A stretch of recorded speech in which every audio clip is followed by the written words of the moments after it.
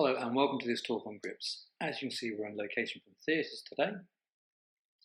Before we go into grips specifically, let's just recap on that fact that the hand function is this beautiful natural balance of the actions to tendons and intrinsic muscles, so that we can demonstrate that by flexing and extending our wrist with our hand relaxed.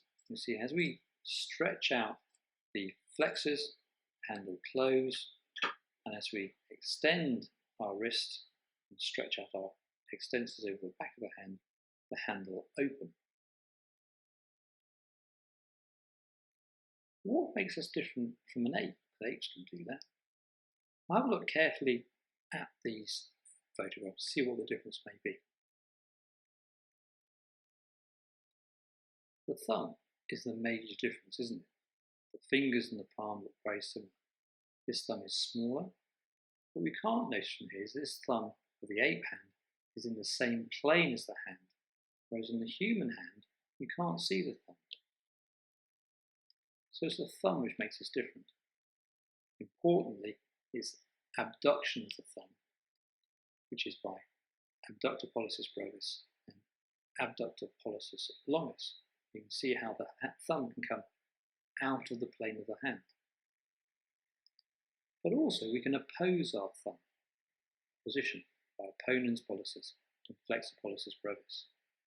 And here, when we lift our thumb out of the plane of the hand, we can still then get across and oppose our thumb onto the digits. And actually we can get it to the base of the little finger. This is opposition. This is the crucial thing which gives us lots of different grips and our manual dexterity. But why should we teach you about grips? Why should we waste 15 minutes of your time doing it? Well, this is quite a common presentation. Somebody can't grip properly, they can't do their tasks of daily living, and so they can't do their job, and they'll come to see you in the clinic. You might also become a public health doctor. We need to understand the ergonomics of how a grip works, so you can prevent injuries such as repetitive strain injury. If you understand how your hand works, and when you come to do these practical procedures as a doctor, you'll find it easier to do that. So what types of grips do you know? Have a think about that. Have a play about in your room to see what you're going to grip different things in different ways. So coming back to that, if you've been coming back with a cup of tea, then you've got different grips you've used to make that cup of tea. Now, power grip, precision grip, the pinch grip and the hook grip. I'm going to go through those. But what's involved in those? Bones-wise, you also remember the phalanges and the metacarpals, but don't forget all those other bones of the upper limb, which means that we can get that hand in the right position to be able to do that grip or use that grip effectively. Again, the muscles are giving the easy answer. The long flexors we'll always remember, and the small muscles of the hand. But we've got all sorts, lots of other muscles, right from the hand and wrist through to the shoulder, which are involved in a grip. Nerves-wise, the answer is fairly easy. It's a branch of the brachial plexus, because that's what supplies the upper limb. But specifically, in grips, more the median, ulnar, and radial nerves are important. So why might a patient complaining to you about their grip? Well, they just say they can't do that. But any disease process affecting any part of that bony skeleton, or muscle function and nerve supply, can affect the grip, be it arthritis in a joint, a ruptured tendon, or nerve compression at the wrist and carpal tunnel syndrome, causing the median nerve not to work properly. And if you can understand the anatomy around that, you can understand how the patient might present the disease process in that anatomy. Well, let's look at those grips. But firstly, all those grips have a common starting point. And that's with extension of the fingers, extension and abduction of the thumb, and extension of the wrist. To get our hand ready to go into that grip position. It may be quite a dramatic open, such as in the power grip, or it may be a smaller open, but they all start in this common position. Specifically for the power grip, Usually you're picking up fairly heavy, bigger objects, so you have this open wide stance. You can see how it's gripped the object and wrapped around it. But you can see we can only move this object by using the bigger muscles of the upper limb, such as the wrist to pronate and supinate it, or the shoulder and elbow to get that object somewhere else. So it's a fairly coarse manipulation of objects by use of the power grip. It's using the larger muscles of the forearm, elbow and shoulder. And here I'm obviously quite desperate for my jam at breakfast, so I'm grabbing hold of my jam and then using my other hand. You can see how here we're using the span, the whole hand to wrap around that jar and actually gripping it, extending my wrist to get more power, but then I'm using my forearms. Notice how my forearms are coming in to open that, and so nobody else can get my jam as tight as possible. You see how my forearms have come out, so using the big muscles to screw it up as tight as possible afterwards.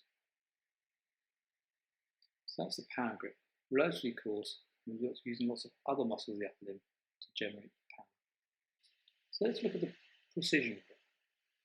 This is using the tips of the digits and the thumb, maybe with a nail as well. You form a tripod, 3 points.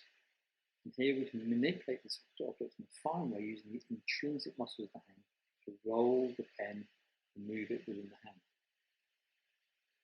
You can use other digits, it doesn't have to be the index and middle finger. You can see we've formed a tripod with the ring and little finger. It allows fine manipulation of these objects. Note the wrist is still in extension, so we can get that pen in a useful position. And we can use different modifications of the precision grip. Here in my left hand, it's holding the forceps, standard precision grip. Where in the right hand, hold this needle holder. We've got a still got a tripod, but still a modified precision grip. Now let's look at the key pinch grip. This is between the thumb and the side of the index finger. You can see holding that key in there, not quite as precise, is it? To get that key in the hole, we've got to use the big muscles of the arm rather than the fine muscles. So getting it into the hole isn't so precise. But when we're using that power, it's pronation and supination. You can see how it's between the thumb and the side of the index finger. But because that pressure is closer to the metacarpal and jaw joint, you get more leverage and undo that stiffly. The last grip we're going to talk about is the hook grip. This is really only for carrying things.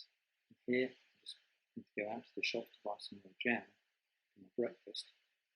And I pick up my basket, just making a hook out of the fingers by flexing different superficialis and profundus, so the other intrinsic muscles of the hand are relaxed. It's very efficient and has little stress on other muscles and joints, so I can carry that for quite some time. There's no extension of this, we don't need that. That's the last grip of the hook grip. So to summarise this talk, to get a grip, we've all got this common starting point which usually involves extension of the digits and the thumb. The thumb is a really crucial strut in all those grips apart from the hook grip. So you can do everything against the thumb and move the thumb against the other digits. The power grip itself involves actually the underside of the hand to use the extra span so we can span those big objects. If we extend our wrist and stretch our plexus against the wrist, we can get more power from our grip. The precision grip should be between 3 digits, usually the thumb and the index and middle fingers. If they're injured, we can get a precision grip against those other 2, and it's using those intrinsic muscles of the hand, which are a very low recruitment of muscle fibers, to get that extra precision of movement. And if one anatomical structure is affected by disease, the grip process can be affected. So I hope that's useful, and take care.